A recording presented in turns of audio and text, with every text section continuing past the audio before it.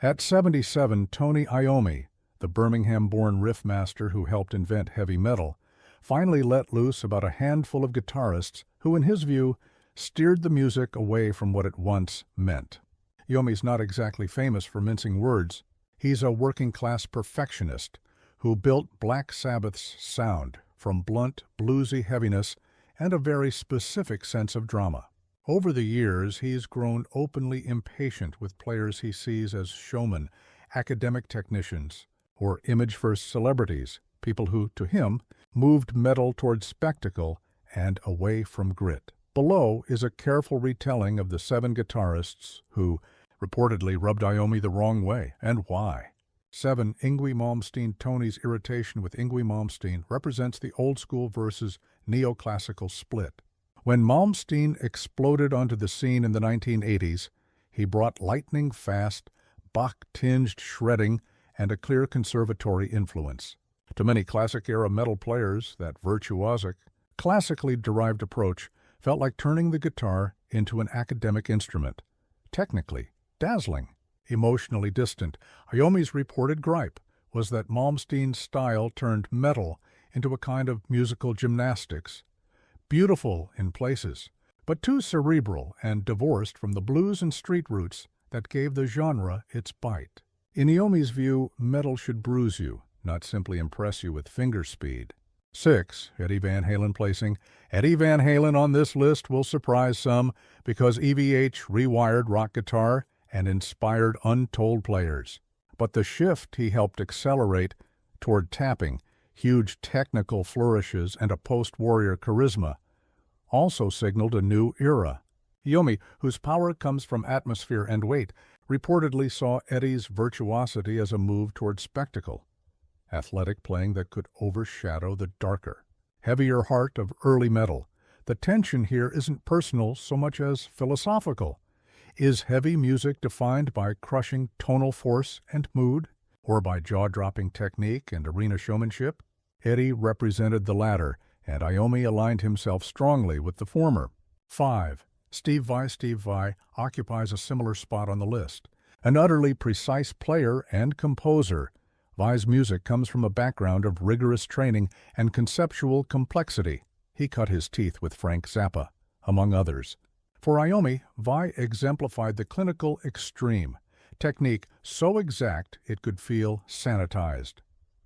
Reportedly, Iommi bristled at the idea that metal should be neat and flawless. He preferred rough edges and unpredictable energy, the kind of imperfections that make riffs feel alive. Where Vai delighted in intricate design, Iommi defended a darker, messier soul at the genre's center. 4. Kirk Hammett.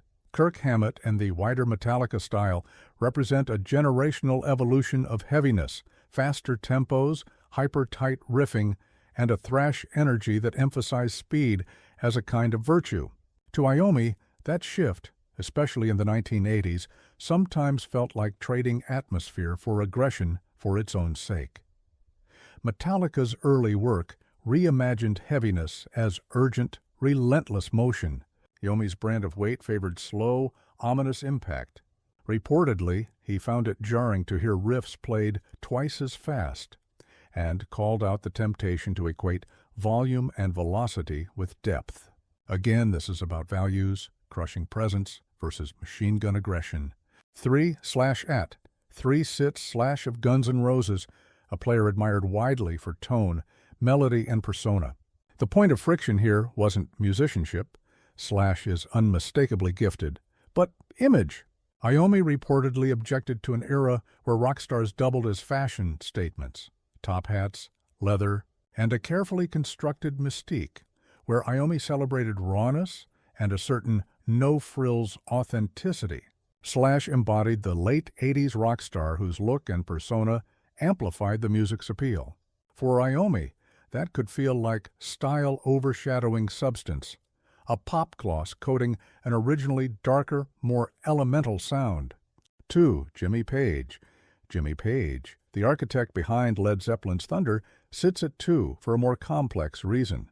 Page is a giant of guitar history, but Iommi reportedly resented what he saw as Zeppelin's appropriation of older blues and heavy tropes, without always, acknowledging the cultural and sonic context that birthed heavy music. This entry is less about personal dislike than a debate over origins and credit.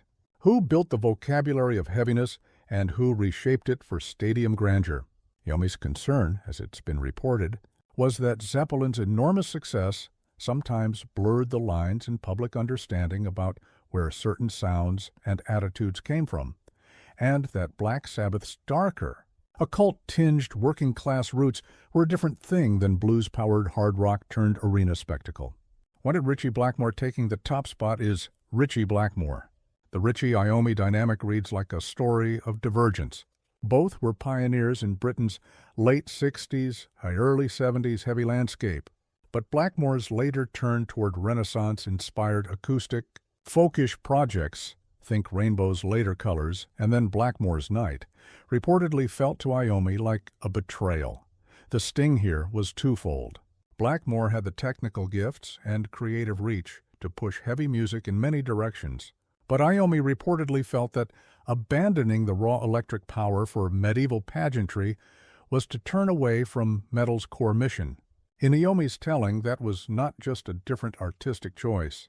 It was a retreat from the authenticity and fire that defined the genre's origin. Please don't forget to subscribe and hit the bell icon.